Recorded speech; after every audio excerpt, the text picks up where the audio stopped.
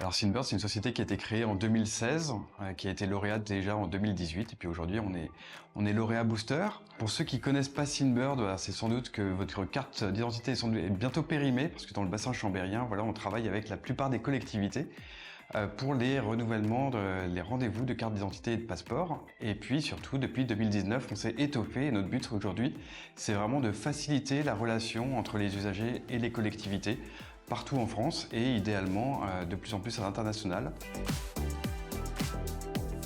L'année dernière, en 2023, Synbird a fait 110% de croissance, ce qui représente en fait 700 nouvelles mairies qui ont signé avec nous. Donc aujourd'hui, on est vraiment devenu leader sur notre domaine, de la prise de rendez-vous pour les CNI Passport et en file d'attente aussi.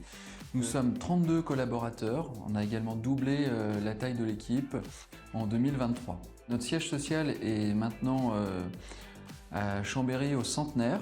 Donc on a pris un peu de hauteur, mais en même temps pour nous c'était important d'être en centre-ville. Donc c'est un petit plus. Voilà, on voulait que les gens qu'on soit près de la gare, parce qu'on a pas mal de salariés qui viennent en train, de favoriser les mobilités douces. On a donc démarré notre activité en Italie il y a un peu plus d'1 an. Et là, on s'est rendu compte que d'être monoproduit juste sur l'agenda, éventuellement la file d'attente, c'était un peu juste pour se développer. Il y avait vraiment une attente d'un produit global et c'est ça qu'on est en train de construire aujourd'hui. On est en train d'aboutir sur un produit qui est hyper innovant et ça nous ouvre des perspectives assez fabuleuses. On espère vraiment pouvoir amener cette boîte à faire au moins 10 millions d'euros dans moins de 5 ans, peut-être 3 ou 4. Aujourd'hui, on est lauréat booster. Pour nous, c'est un vrai plus. Pour 3 aspects, déjà d'être ancré dans un réseau local, d'avoir accès facilement à des entrepreneurs de la région, de pouvoir échanger, discuter avec eux, parfois du même secteur, parfois de secteurs complètement différents, mais qui nourrissent notre réflexion. C'était aussi un coup de pouce financier au moment de notre levée de fonds de 2022, donc c'était vraiment un gain appréciable.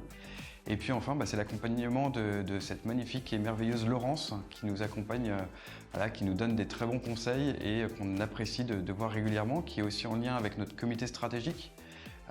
Et donc voilà, ça nous permet de bénéficier vraiment des conseils des meilleurs. Pas mal de conseils sont quand même venus du réseau. Par exemple, c'est en allant à la Biennale du réseau il y a 3 ans que vraiment je suis revenu convaincu qu'il fallait aller à l'international. On espère bien rester un membre actif et fidèle du réseau Entreprendre sa voie.